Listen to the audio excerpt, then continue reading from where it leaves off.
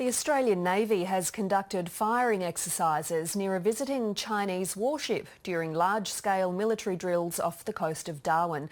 It's the first time the People's Liberation Army has been invited to take part in the event, but Beijing's growing assertiveness in the South China Sea continues to cause alarm. Our defence correspondent Andrew Green was on board HMAS Newcastle as it took part in the historic exercises. In the Timor Sea, the Australians are bracing for contact. Locked and loaded, HMAS Newcastle knows an attack is imminent. Suddenly, it comes.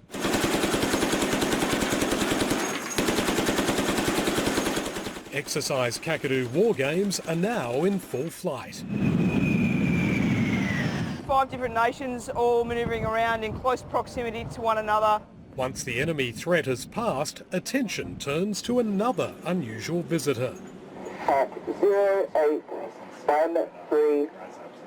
Roughly 100 kilometres off the coast, a Chinese warship is spotted. The Huangshan is part of Beijing's massive South China Sea fleet. It's in Australian waters to take part in joint naval exercises for the first time. And junior naval officers are welcomed on board by the Royal Australian Navy's Commodore of Warfare. It's been a really busy and successful day, I think. Ivan Ingham says Defence will carefully review the historic exercises to see what's been learnt. Is this a case of keeping your friends close and your enemies even closer? Look, I think everybody will know that this is the first time the PLA Navy has come down to Australia to participate in Exercise Kakadu. You know, the more we work together, the more we'll understand each other, the more we'll respect each other.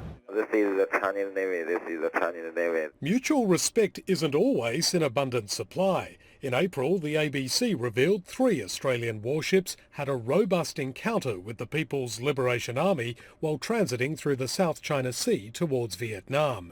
More recently, evidence has emerged of just how assertive China can be to those who sail through the contested waters. Philippine military aircraft, I'm warning you again.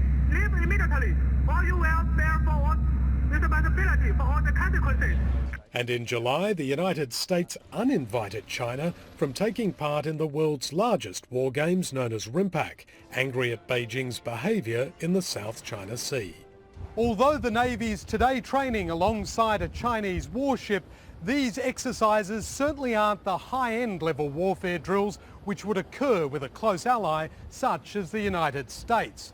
But once Exercise Kakadu wraps up, Australia's hoping to have a better understanding of the People's Liberation Army in case there's an unexpected encounter on the high seas. Like it or not, China's Navy is going to be increasingly operating around Australia's waters in the future, so it's better to have some sort of relationship with them. For now, it's a neighbourly naval relationship, with the most lethal assets assembled under neighbourhood watch. Andrew Green, ABC News, on board HMAS Newcastle, Darwin.